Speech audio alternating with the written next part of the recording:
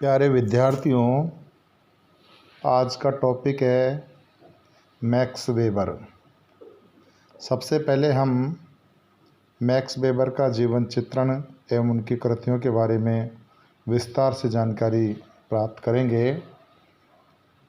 Germany के महान विचारक, प्रसिद्ध राजनीतिक अर्थशास्त्री एवं समाजशास्त्री श्री मैक्स वेबर का जन्म 12 अप्रैल सन 1864 में जर्मनी के इरफुर्ट थुरिंगिया नामक स्थान पर एक संपन्न परिवार में हुआ था।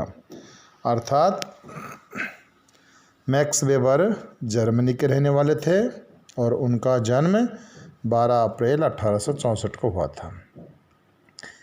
उनके पिता, जो पश्चिमी जर्मनी के एक वस्त्र व्यवसायी परिवार से संबंधित थे, एक अच्छे वकील और एक प्रतिष्ठित उदारवादी राजनीतिज्ञ थे। उन्होंने बर्लिन की नगर सरकार में कार्य किया और बाद में एक न्यायाधीश के रूप में भूमिका निभाई। यहीं पर मैक्स वेबर का जन्म हुआ।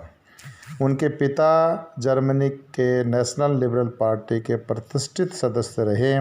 इस नाते आपके यहाँ राजनेताओं का आना जाना बना ही रहता था। राजनीति के क्षेत्र में एक प्रतिष्ठित व्यक्ति होने के कारण आपको एक दूसरे स्थान पर सपरिवार जाना पड़ा था। परिणाम स्वरूप एक और मैक्स वेबर को विभिन्न राजनेताओं के संपर्क से और दूसरी ओर नए नए स्थानों के भ्रमण से बहुत कुछ सीखने, समझने और अनुभव करने को मिला। मैक्स वेबर की माता हेलन फाल्नस्टेन भी एक उच्च घराने की महिला थी। स्पष्ट है कि मैक्स वेबर का लालन पालन एक ऐसे परिवार में हुआ जिसमें शिक्षा, संपन्नता और राजनीतिक वातावरण मौजूद था। फलस्वरूप बचपन से ही मैक्स वेबर को कानून एवं राजनीति के संबंध में ज्ञान प्राप्त होने लगा। आप उस समय के प्रसिद्ध इतिहासकार ट्रेटेसक साइबल डिल्थे मोमसेन से संपर्क में आए। वेबर जिज्ञासु प्रकृति के एक ऐसे प्रतिभा संपन्न व्यक्ति थे जिन्होंने 13 वर्ष की आयु में ही एक ऐसे ऐतिहासिक लेख लिखा जिसे पढ़कर सभी आश्चर्यचकित रह गए थे। वेबर ने अपने बाल्यकाल में अत्यधिक परिश्रम एवं अध्ययन किया। 14 वर्ष की आयु में ही आप अपने मित्रों में होमर, वीरगिल, सिसरो एवं लिबी जैसे विद्वानों का उल्लेख करने लगे। वे अपने मित्रों को स्कॉट के उपन्यास पढ़ने की प्रेरणा देते थे। विश्वविद्यालय में अध्ययन हेतु जाने से पूर्व ही मैक्स वेबर कांट तथा स्पाइनोज जैसे विचारकों के विचारों से परिचित हो चुके थे। मैक्स वेबर वे अपने जीवन के 29 वर्ष अपने माता पिता के परिवार में बिताए। यहाँ उन्हें प्रसिद्ध राजनीतिज्ञों तथा बर्लिन विश्वविद्यालय के उच्च कोटि के प्रोफेसर के संपर्क में आने का अवसर मिला। सन 1882 में अपनी स्कूली शिक्षा पूरी करने के बाद 18 वर्ष की आयु में वेबर ने कानून के एक विद्यार्थी के रूप में हीडलबर्ग विश्वविद्यालय में प्रवेश लिया। अपनी आयु के 19वें वर्ष में सैन्य प्रशिक्षण का वर्ष बिताते हुए आप स्ट्रासबर्ग गए और 1886 में आपने ये कानून की उपाधि प्राप्त की। हीडलबर्ग विश्वविद्यालय में ही अपने इतिहास, अर्थशास्त्र, दर्शन शास्त्र एवं तर्कशास्त्र का भी अध्ययन किया। मैक्स वेबर ने बर्लिन की अदालतों में कनिष्ठ बैरिस्टर के रूप में और तत्पश्चात बर्लिन विश्वविद्यालय में डोजेंट के रूप में कार्य किया। सन 1893 में मैक्स वेबर का विवाह उनके पिता की ओर से रिश्तेदार 22 वर्षीय लड़की मेरियन सिंटजर, जो एक डॉक्टर की लड़की थी, के साथ हुआ। विवाह के पश्चात अपने माता पिता का घर छोड़कर अपना अलग घर बसाया और आपने कुछ समय तक बर्लिन विश्वविद्यालय में कानून के प्राध्यापक के रूप में कार्य किया।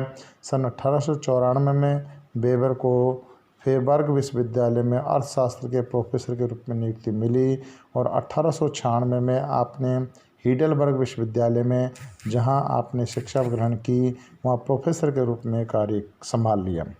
सन 1897 में जब वेबर 33 वर्ष के थे, बीमार पड़ गए। फलस्वरूप आपको शैक्षिक कार्य बंद करना पड़ा। 4 वर्ष तक आप अस्वस्थ रहे। वह समय आपके तनाव का समय था। आप घंटों खिड़की में बैठे रहते और आकाश निहारा करते। जब भ्रमण यात्रा ही केवल एक ऐसी गतिविधि रह गई जिसमें आपको रुचि आने लगी। इस अवधि में अधिकांश समय तक आप इटली और विशेषतर रोम में रहे। करीब 4 वर्षों के बाद आप धीरे धीरे स्वस्थ होने लगे। तब आपने पढ़ने लिखने का कार्य पुनः आरंभ किया। अपने स्वस्थ होने के बाद सन 1901 में आपने बौद्धिक दृष्टि से रचनात्मक काम पुनः प्रारंभ किया। आपने इटली, हॉलैंड, बेल्जियम तथा अमेरिका की यात्राएं की। अपने 3 महीने अमेरिका में रहने के दौरान आप यहाँ की सभ्यता से बहुत प्रभावित हुए। इसी प्रभाव के कारण आपने प्रोटेस्टेंट एथिक तथा पूंजीवाद, नौकरशाही एवं राजनीतिक संरचना में राष्ट्रपति की भूमिका आदि विषयों पर गहन लेखन कार्य किया और सन 1918 में वेबर ने वियना एवं म्यूनिख विश्वविद्यालय में विजिटिंग एवं नियमित प्रोफेसर के रूप में कार्य किया। 14 जून 1920 में म्यूनिख में वेबर का 56 वर्ष की आयु में देहांत हो गया। वेबर को अपने जीवन काल में जितनी प्रसिद्धियां नहीं मिली उसमें कई गुना अधिक प्रतिष्ठा और सम्मान उन्हें मृत्यु के बाद प्राप्त हुआ। डोनाल्ड का मत है कि इस कारण था वेबर द्वारा रचा गया साहित्य का भंडार तथा प्रोटेस्टेंट आधार पर उनके द्वारा लिखी गई रचनाएं। जब तक मैक्स वेबर के भीतर चल रहे संघर्षों को नहीं समझ लिया जाता तब तक उनकी रचनाओं या कार्यों का समझना असंभव है। वेबर के आंतरिक तनाव का एक प्रमुख कारण उनके स्वयं के परिवार के सदस्यों के साथ संबंधों का उलझनपूर्ण जाल था। इसका कारण केसर के समय का जर्मनी का राजनीतिक वातावरण था जिससे बचने या मुक्त रहने का वचन वेबर ने सदैव प्रयत्न किया।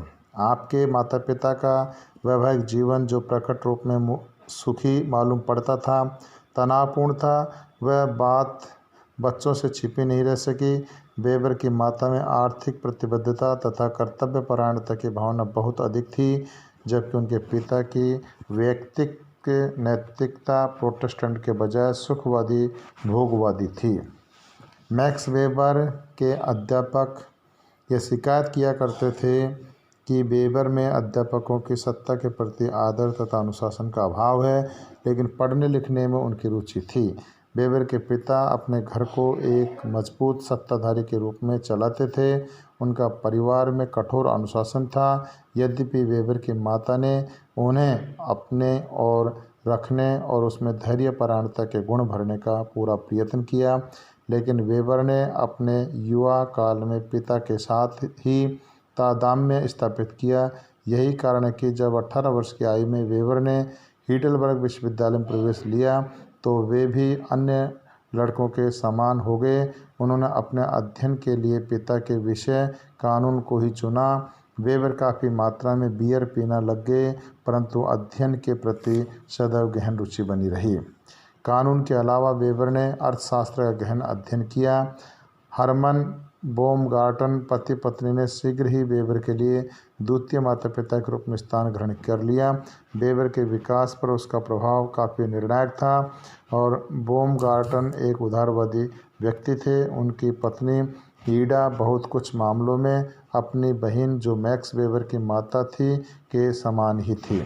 बर्लिन में एक विद्यार्थी के रूप में मैक्स वेबर विद्वता के प्रशंसक बन गए।